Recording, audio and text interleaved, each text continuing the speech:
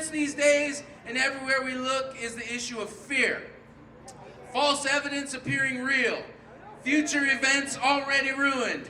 Frantic effort to avoid reality. Forget everything and run. Hey, seems like everybody has an acronym, but nobody has any answers. Unless you know our next speaker. Haha. Peggy, come on over here. Her name is Peggy Hall.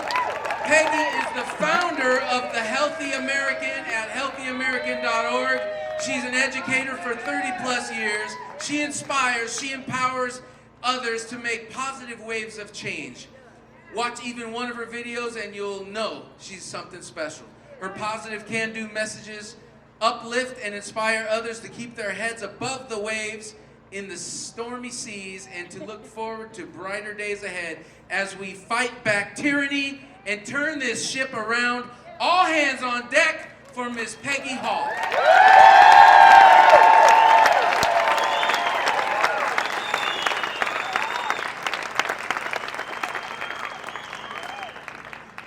Wow, hello everybody in Temecula. I love to see you guys. Really great. Now what I would like you to do before I get underway, before we get this ship sailing, I want you to turn around and look at the person either next to you or behind you. Look at their beautiful face. Would you give them a high five? Would you look at them face to face? Look into their eyes. Is that the most beautiful thing ever? As you know, this is how God created us, to be in community. And I am so grateful for my friend and your next city council member, Jessica Alexander.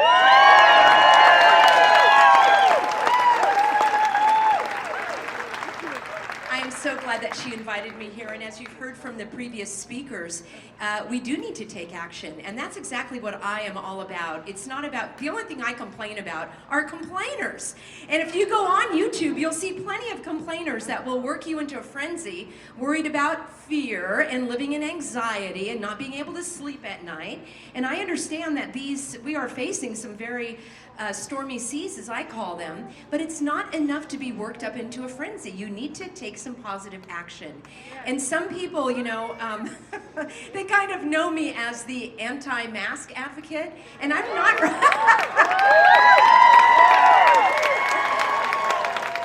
I'm not really anti-anything. I am pro-civil rights, I am pro-human rights, and I am pro-God-given rights. That is really what our common message is here, my friends. No governor can make a law. You know that, don't you? Would you repeat that with me? No governor can make a law.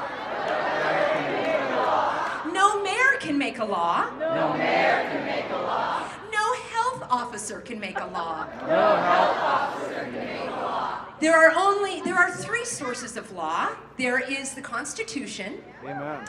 There are laws that were passed by your legislative body. You know, Jessica Alexander is going to sit on that council. That can make law. And the most important source of law, that is God's law.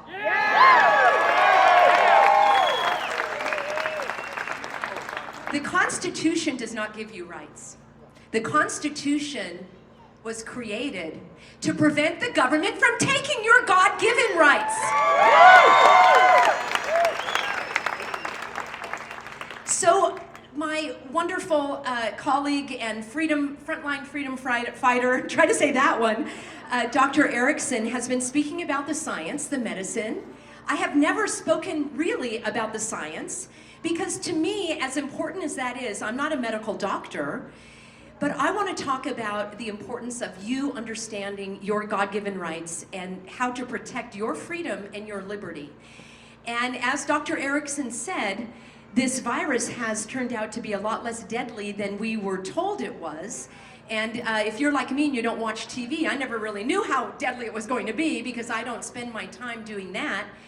But the fact of the matter is, even if a virus were to take out 99.9% of the population, no virus, no pandemic can ever come before your liberty and freedom.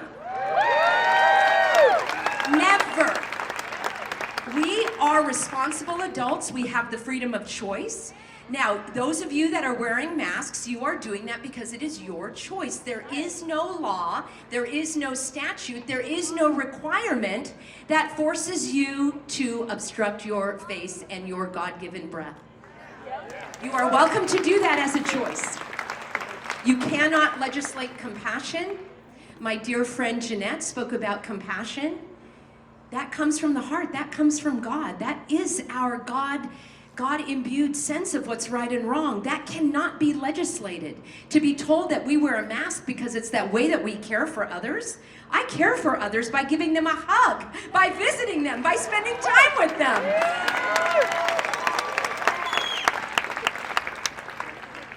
And that brings me to the first of 3 tools of the enemy that feed on that fear. And the number 1 tool is division. So when this, I call it nonsense, all started several months ago, the number 1 thing we were told was to stay home. And like many people, I stayed home. I mean, I didn't have a job to go to. They told me don't come back. So I was home for a couple of weeks and I thought, well, I'm gonna go through all those photos, those photo albums I needed to get into order. And you know, I'll enjoy a couple of weeks off. Well, a couple of weeks turned into a couple of months. And before I knew it, I was feeling despair, and I think many of you were, and I decided to roll up my sleeves and do what I do, which is research and educate. And I found out that these governor orders were actually unlawful and invalid because they were based on, or I should say, there was no evidence for these orders to be based upon. So I made a video that explained that, and that video took off, and because of that, I created thehealthyamerican.org, and I know there are many healthy Americans here. And my whole goal has been to educate and empower you so that you'll understand what your rights are and how to defend your freedom and liberty, life, and to actually push back against tyranny. So the number 1 tool is division. They wanted us to stay home and be isolated. I heard story after story, people writing to me saying that they had loved ones in nursing homes that they couldn't visit, that they had mentally disabled loved ones that they were not able to go see. I heard stories of foster home children that couldn't see their birth parents. These stories kept me up at night, crying. My pastor husband David would pray over me because I was hearing these horrible stories. So I'm not anti-mask. I'm anti-inhumane treatment of people.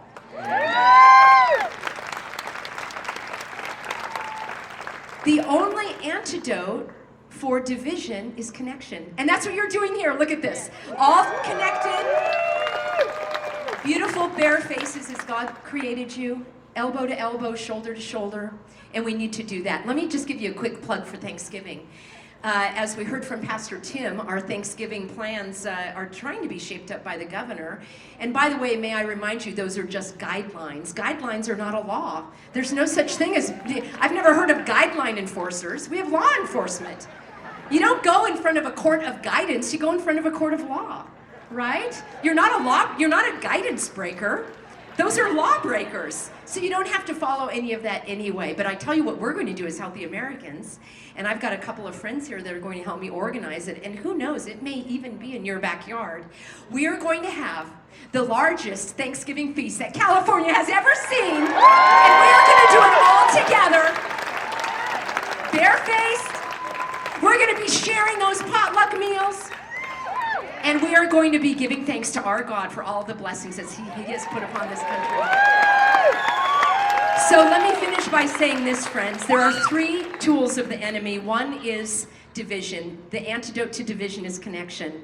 The other is deception, which is confusion. The antidote to confusion is education. When you go to thehealthyamerican.org, you'll see the videos that I have, the remedies for you. I have letters to help you get into that nursing home. You can always contact me personally. And my husband also. We do a lot of prayer and counseling. We want no one to be lost to God's love. And the third tool of the enemy, which is the most harmful, is despair. Despair comes when you have no hope. We have one source of true hope, and beyond that, we can share God's love together. The other antidote to despair is taking action. As the speakers have mentioned earlier, it's not enough just to feel indignant and outraged. You need to use that and turn it into a positive way. That's why I say positive waves of change, all hands on deck. So what I invite you to do, everyone, is to please join me at thehealthyamerican.org. And I have a question for you as I leave. Are you in favor of faith or fear? Faith, right? Okay, and what about tyranny or liberty? Yes, what about fascism or freedom? That's what I want to hear, so let's have all hands on deck, full steam ahead to life, liberty, and we are going to have a full ocean of freedom. Thank you, everybody.